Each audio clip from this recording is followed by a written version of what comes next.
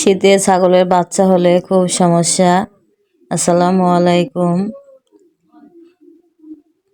আমার এই ছাগলটা আমি 1800 টাকায় কিনেছিলাম। এই সময়তেই কিনেছিলাম, শীতের সময়। সবাই বলছিল যে এই শীতে ছাগল নিয়েছো, ছাগলটা মরে না যায়। তো আল্লাহর রহমতে বাচ্চাটা হয়েছে ছাগলের। ছাগলটা অনেক বড় হয়ে গেছে, এখন সবাই অবাক হয়ে যায়। আর এই যে আমার চীনা হাঁসের বাচ্চা উঠেছে। তারপরে এই যে মুরগিগুলা, ব্রয়লার মুরগি একগুলা বড় হয়ে গেছে, আর একগুলা ছোট মাঝারি 3 সাইজের মুরগি আছে। খাঁচার নিচে বড়গুলা জায়গা করেছে, আর উপরে ছোটগুলা। সমস্ত কাজ গুছিয়ে নিয়ে তারপরে আবার ঝাল বাচ্ছিলাম। ওখানে আবার পাশে, আমাদের বাড়ির পাশে ট্রাক লোড হচ্ছিল, অনেক মানুষজন, ওই জন্য বেশি ভিডিও করতে পারিনি। ঝাল বাচ্চা শেষ করে রান্না বাড়া শুরু করলাম। দুপুরের খাবার খেতে হবে, তাই দুপুরে রান্না বাড়া শুরু করলাম। ধনিয়া পাতার ভর্তা আমার খুব ভালো লাগে। ছোটবেলায় আমার দাদি এভাবে ভর্তা বানিয়ে খাওয়াতো আমাদের সব ভাই বোনেদের। এক প্লেটে ভাত মেখে সবাইকে খাওয়াতো। আমরা এভাবেই ধনিয়া পাতা খাওয়া শিখেছি। আর হাঁসের ডিম আর মুরগির ডিম একসঙ্গে রান্না করব না, কারণ লাবির আব্বু এটা খায় না, হাঁসের ডিম খায় না অবশ্য। ওর জন্য আলাদাভাবে মুরগির ডিম রান্না করব, আর আমাদের জন্য হাঁসের ডিম আলাদাভাবে রান্না করেছি।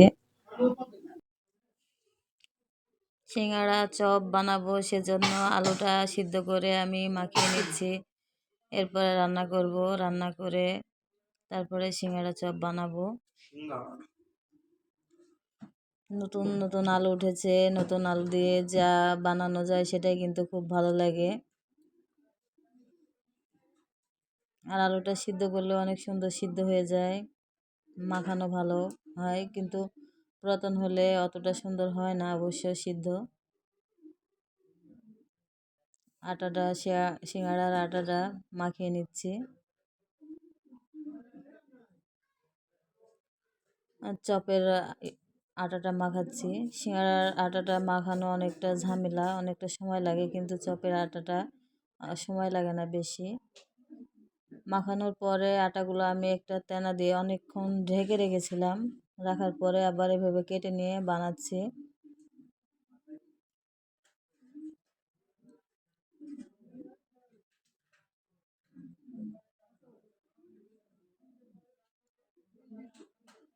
আমি কেটে কেটে দিচ্ছিলাম, আর আনিকা বানিয়ে দিচ্ছিল।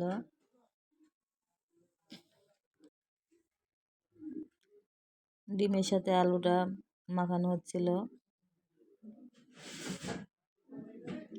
আজকের বেসনটা একটু মোটা, ওই জন্য বেসনের আটাটা একটু ততটা ভালো হচ্ছিল না।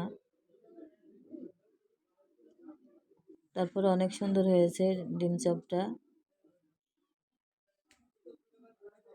এরপরে শিয়াড়াগুলো ভাজবো। আজকের ভিডিওটা আমি এখানেই শেষ করছি। সবাই ভালো থাকবেন, সুস্থ থাকবেন। আসসালামু আলাইকুম।